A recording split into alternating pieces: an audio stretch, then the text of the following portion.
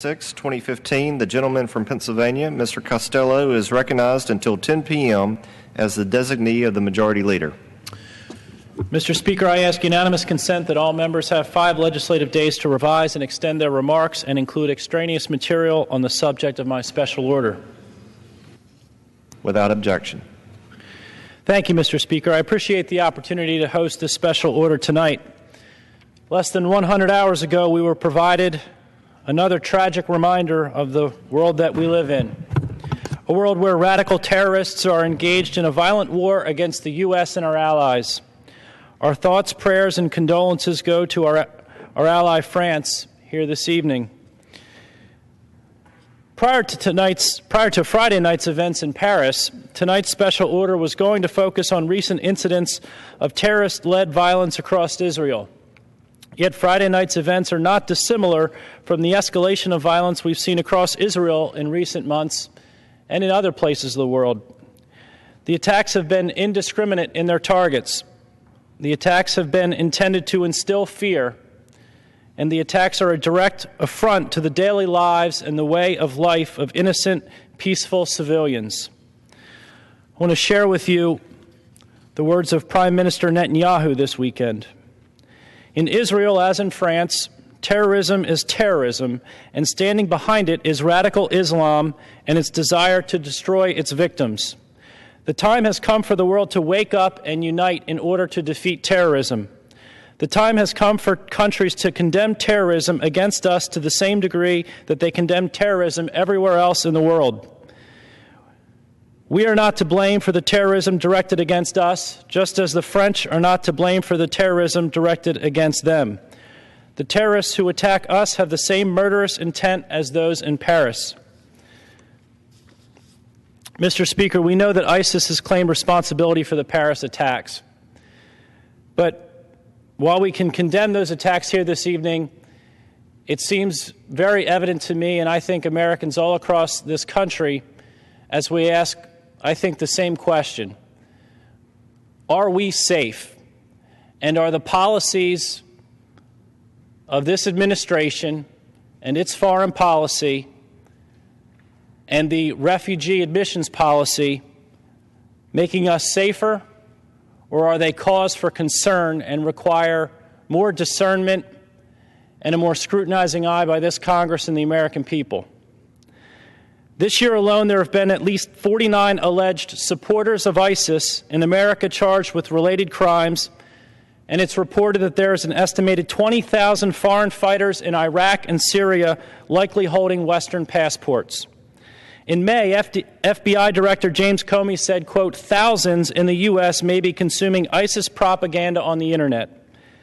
Tonight, in light of the horrific terrorist attack in Paris and the escalating violence in Israel, as we stand to express our solidarity with our friends and allies affected by violent and extreme acts of terror, we must also be thinking about what we as Americans can do to defeat, not contain, but eliminate radical jihadists and terrorists who are hell-bent on undermining the U.S., our allies, and our way of life.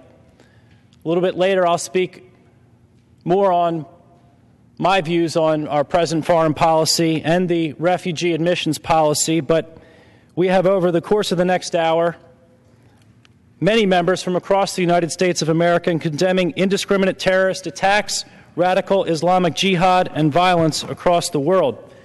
And with that, Mr. Speaker, I would like to yield to our first speaker this evening, the gentlewoman from North Carolina, for 2 minutes. Thank you, and I want to thank the gentleman from Pennsylvania for his leadership on this issue and holding this very important leadership hour, talking about the issues that obviously affect our allies in the world, but also the safety of the American people. As we are discussing these issues and the views that are taking place and the discussion and the debate that is going to be had on this issue, I think it's important, again, that we remember this is an American national security issue, and we in the House have to be as vigilant as we can be and as strong as we can be on the issue.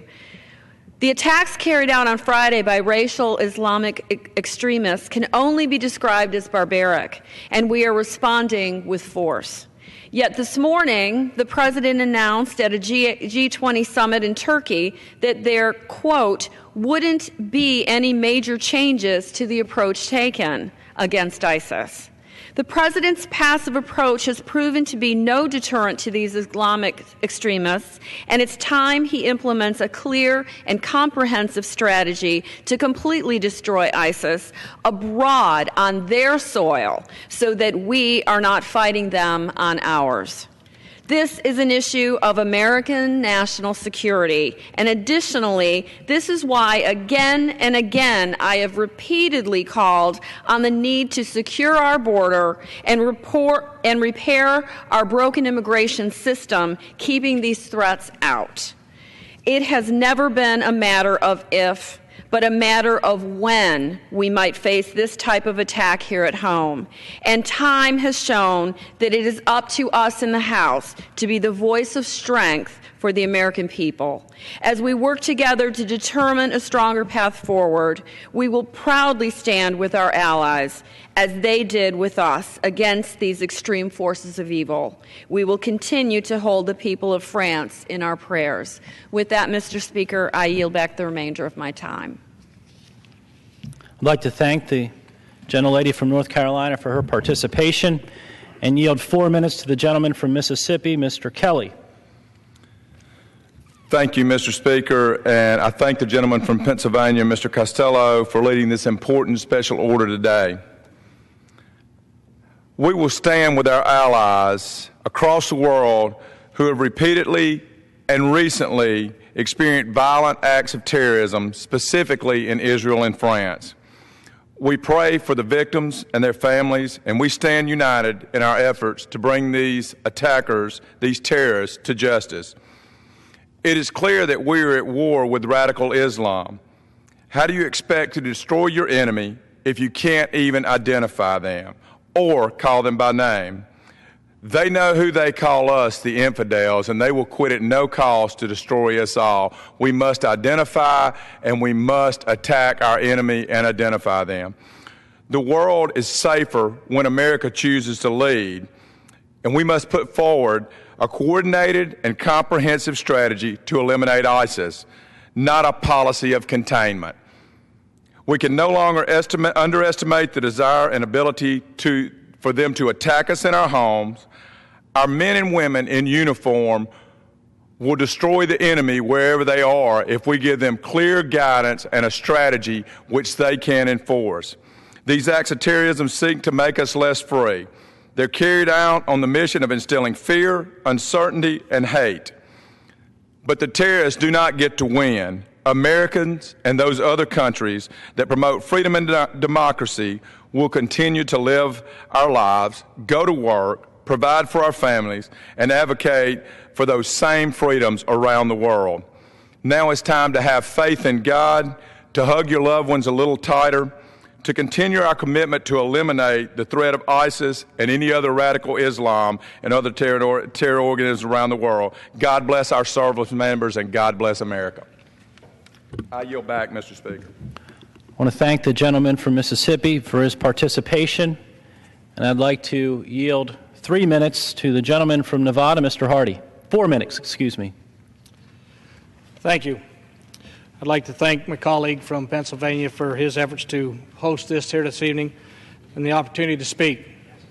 As the events of Paris unfolded over the weekend, I watched in horror as the rest of the world as violent terror once again touched the soil of America's oldest allies.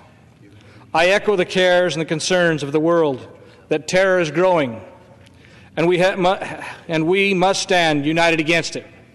Terror does not respect borders or nationalities. It affects our felt at the smallest villages and in the world's most recognizable cities.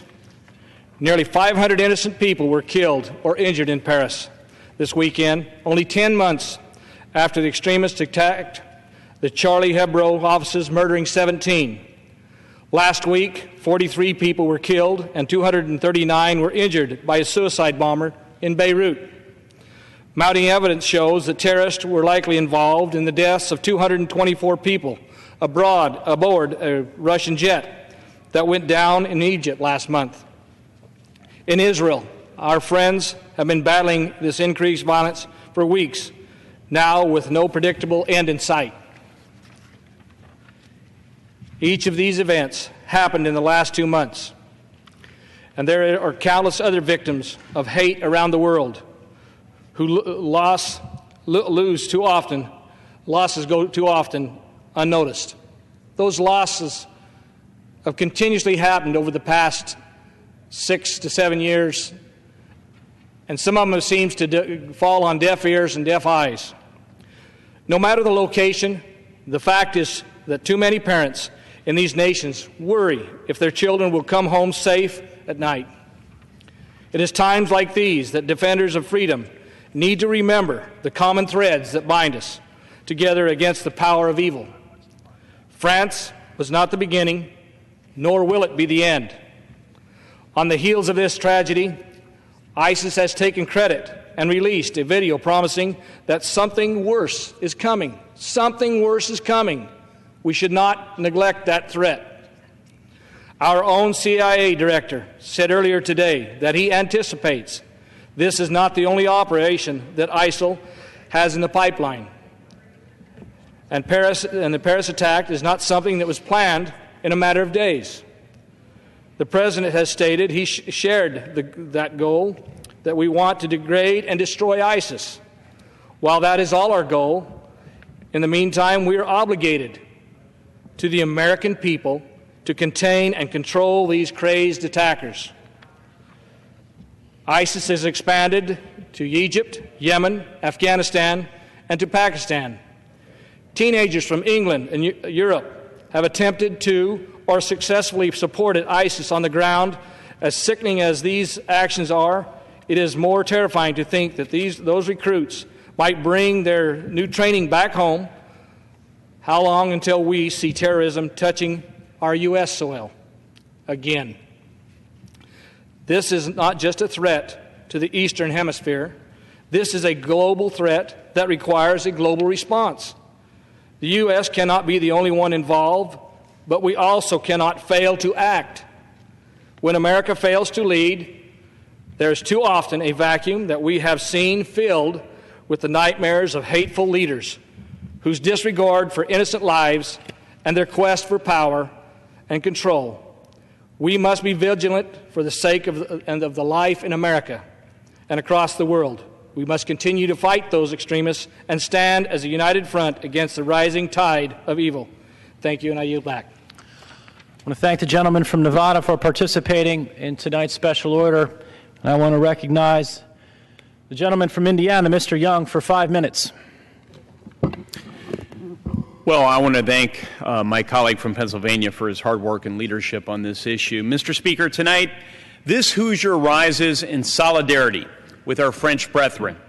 14 years ago, on September 11th, when radical terrorists struck at the heart of the United States, France stood by us.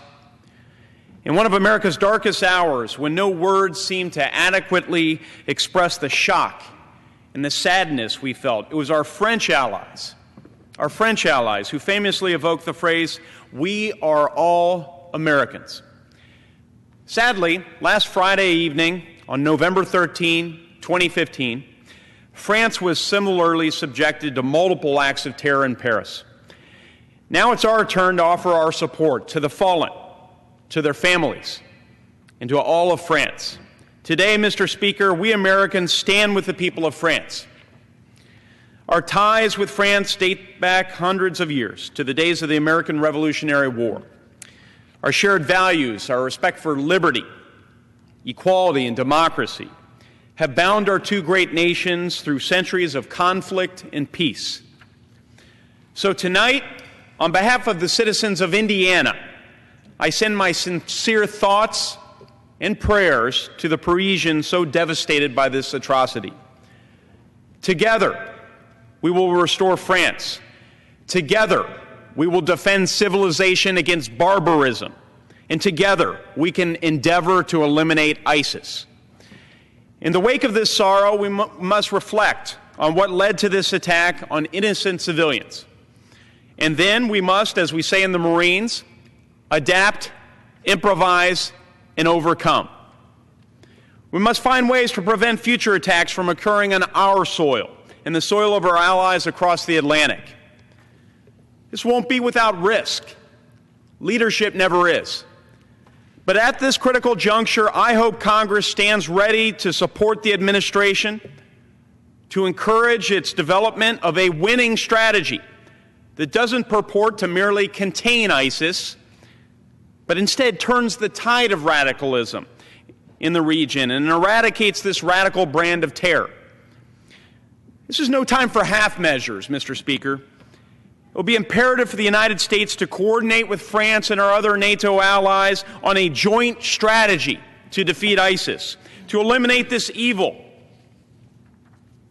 This is, of course, no time for political posturing, empty rhetoric, or gamesmanship. It's a time for unity. And I look forward to working with my colleagues and working with our Commander-in-Chief on a war strategy that will annihilate the radical Islamic State, keep the American people safe, and return Syria to its people. I yield back my time. I want to thank the gentleman from Indiana, and at this point in time, I'd like to recognize the gentleman from Texas, Mr. Babin, for 3 minutes. Thank you, Mr. Speaker. Tonight, we stand with our brothers and sisters in Israel and France to express our support and our commitment to these, our allies overseas. We witnessed the violence in Israel in recent weeks, whipped up by the leadership of the Palestinian Authority, knowing now that radical Islamic militants are determined to continue their assault on the democracies of the Western world and Western civilization. On Friday the 13th, the world witnessed an unspeakable tragedy brought about by ISIS. This is a terrorist organization that has repeatedly plagued the Middle East with gruesome beheadings, violent killings, and the rape of women and the enslavement of children. And now they have unleashed a terror rampage on our ally, France. And they promise to bring it to America as well. Our president has called this slaughter a setback, quote unquote.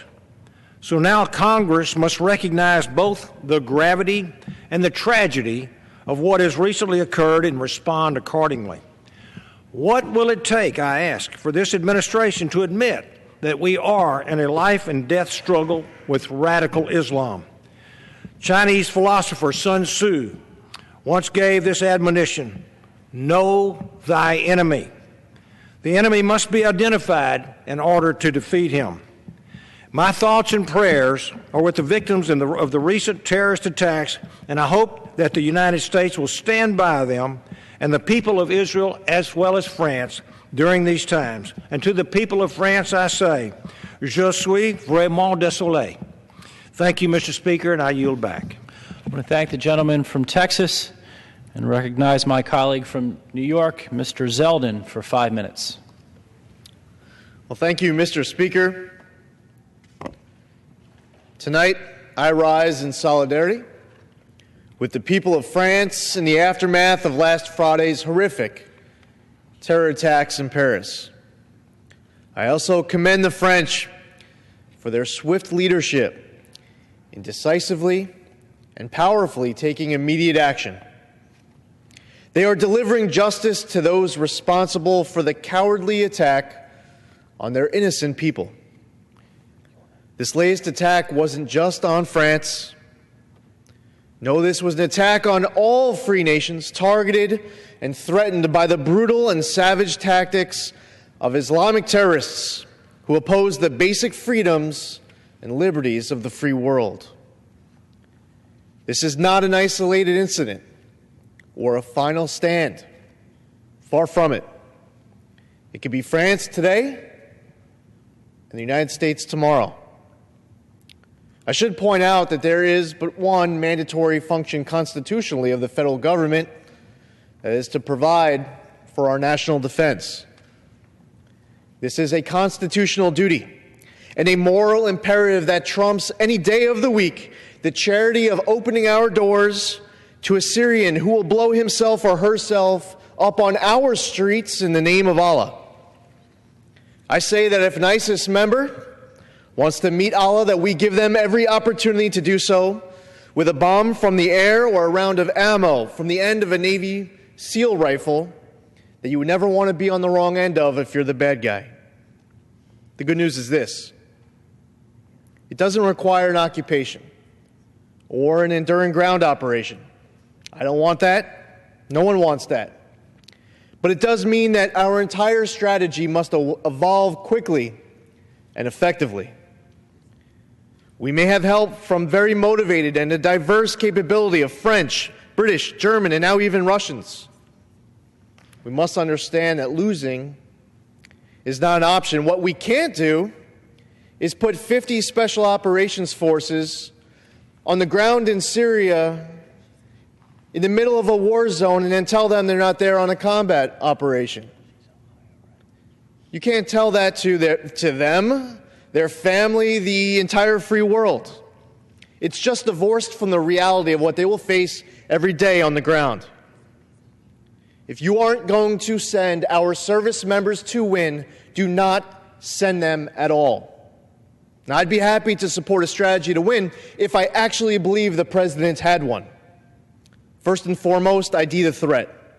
You cannot defeat a threat that you cannot or will not identify. Next, execute a strategy to win, not just tread water.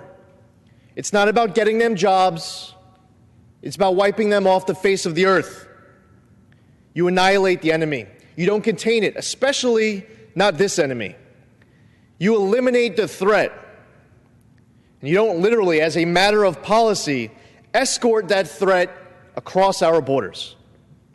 Here at home, we must not move forward with the president's plan to bring in several tens of thousands of refugees, especially and so importantly, because we cannot identify who the bad ones are.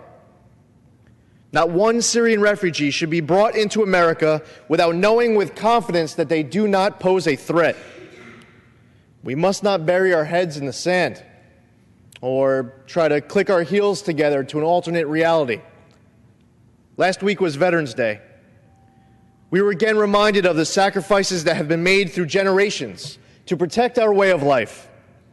Let's honor their memory, treasure American greatness, stand up for freedom, and make sure what happened in Paris on Friday does not happen on our own home turf tomorrow. Thank you, and I yield back.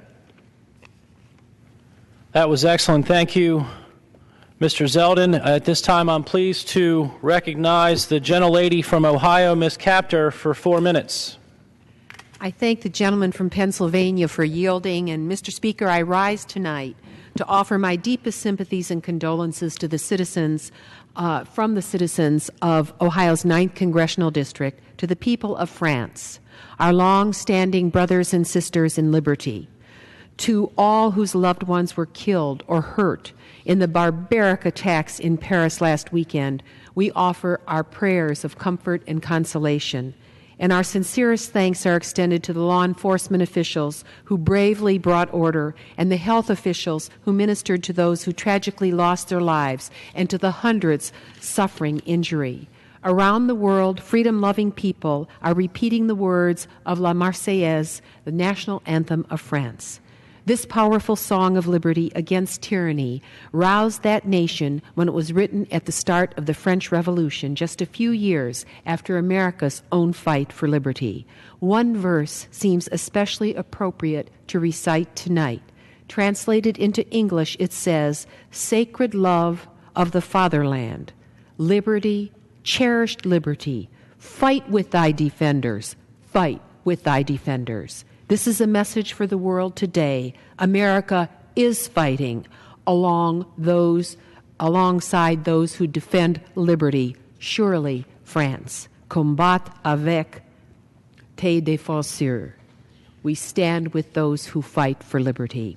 The American people have long cherished and defended the spirit of liberty alongside the people of France, and there's no greater symbol of that in our harbor in New York Harbor than the Statue of Liberty, which reminds us always of the triumph of freedom over subjugated people.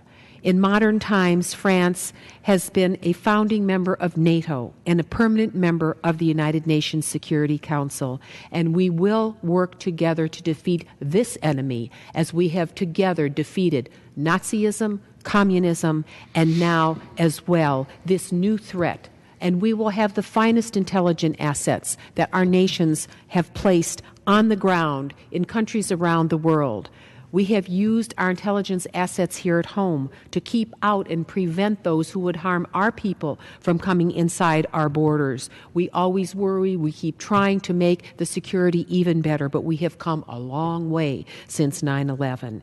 Each American can play an important role by reporting suspect behavior they observe, and you can help our law enforcement officials ferret out dangerous elements that could prey upon our own people. On the home front, every citizen can help by paying attention to what you see, and if suspicious, report it to your local law enforcement officials and in an emergency to 911. Also important is strengthening the bonds of community at home, at work, and at school. Build bridges in your own community, including religious confessions. Let's build bridges across religious confessions in this country. Let no denomination feel isolated or abandoned at this tense time. We stand with the people of France. We feel their loss. We stand with you as partners in liberty and forever keep in our hearts the enduring call, liberté, égalité, fraternité. I yield back my remaining time, and I thank the gentleman. Thank the gentlelady from Ohio. Gentleman from New York mentioned a minute ago about our constitutional obligation and the moral imperative that we have to defend our homeland and our national defense, and I couldn't agree with him more. And in that spirit, I want to start to conclude my comments by saying something I think most agree with, and that is we need to enhance our intelligence and our vetting process of those who come to our country, including potential Syrian refugees, to reflect the seriousness of threats posed by ISIS. And I want to go into a little bit of information that is easy to come by if you've paid attention to this issue, as I have, and the reality of the situation on the ground in Syria. As a result of over 4 years of Syrian civil war, we are seeing the worst humanitarian crisis since World War II. And we can and we will, as America, continue to be a leader in the provision of aid and relief. But we can't afford to put the cart before the horse when it comes to admission policies here. This year alone, over 500,000 Syrian people are seeking refuge in Europe, and our European allies are looking to us for assistance. However, it's gravely concerning, I think, when your FBI director, in this case James Comey, who said earlier this year that our government is unable to conduct thorough background checks on the 10,000 Syrian refugees that the administration will allow in the United States. His quote, "We have no record of them, and you can only query what you have collected." Mr. Speaker, the concerns and objections that I'm raising aren't just mine. They are the multitude of phone calls and emails that my office has received today, and I suspect all members have received today. It's not isolationist, it's not anti-humanitarian, it's common sense, and it's in the name of making sure that we are protecting our people and securing our homeland from threats. It's not unreasonable to conduct due diligence on who is coming into our country, and we can't move forward with a policy of admit first and ask later. We have to close the gaps in our screening process of refugees entering into our country. The Homeland Security Chairman, Mr. McCall, recently introduced legislation H.R. 3573, the Refugee Resettlement Oversight and Security Act. It would make substantial improvements to our refugee program and enhance congressional oversight of the administration's refugee proposals. Many don't know that Congress right now does not have much if any, say over our refugee admission policy. This bill is intended to change that. It would require, amongst other things, GAO to review the security gaps in the current screening process. The President, as I mentioned, has proposed resettling at least 10,000 Syrian refugees currently residing outside the Syria conflict zone in refugee camps to the U.S. this fiscal year. And I quote from correspondence I had the opportunity to review today that Chairman McCall wrote to the President. Quote, "We remain concerned that these resettlements are taking place without appropriate regard for the safety of the American people." Nothing is more fundamental, nothing gets at the core of what our Constitution is intended to protect as that statement. And in his correspondence, he cites to a couple pieces of testimony that he received this past summer from various officials. Leaders from the FBI, the National Counterterrorism Center, the Department of Homeland Security, have all said to our Homeland Security Committee that they lack the on-the-ground intelligence necessary to thoroughly vet Syrian refugees who seek to resettle here. National Counterterrorism Center Director Nicholas Rasmussen testified on October 21st that you have to rely on a vet. When you vet, in vetting an applicant's information, his opinion is this, quote, "It isn't what we'd like it to be." FBI Director Comey explained during that same hearing, quote, "If someone has not made a ripple in the pond in Syria in a way that would get their identity or their interests reflected in our database, we can query our database until the cows come home, but nothing will show up because we have no record of that person. You can only query what you have collected." I mentioned a piece of that statement a little earlier. That's the full statement, and it gets to the point that as we're concerned about our security and we're trusting the administration to properly vet those who seek to come here, we have to rely on our intelligence. And our intelligence leaders are offering something less than full confidence that their intelligence on those Syrian refugees is something that we need to look a lot further at. And that's what I think that we need to do. Finally, Department of Homeland Security Secretary Johnson said, quote, "It is true that we are not going to know a whole lot about the Syrians that come forth in this process." Now, I know tomorrow at 5:30, I believe, we will have a confidential briefing from the FBI director and our director on Homeland Security. My point here this evening was just to raise some issues that frankly were on the front of my mind and many others in my district and many other members of Congress, even before the tragedy that happened in Paris on Friday. But what happened on Friday only reinforces in me and many others that ISIS isn't contained, and in fact, a strategy of containment is actually a dangerous one. And that further, as we're looking at the Syrian readmission policy, it cannot be allowed to remain as it presently is. And be it through legislation, be it through this administration providing us more detail and allowing Congress and the American people to get a better understanding of what is and isn't happening, I think would go a long way towards making us feel a lot safer. And in fact, if reforms need to be made, if the program needs to be halted at the present time, then that's what should be done. I want to thank my colleagues for participating in the special order this evening. I yield back the balance of my time. The gentleman yields back.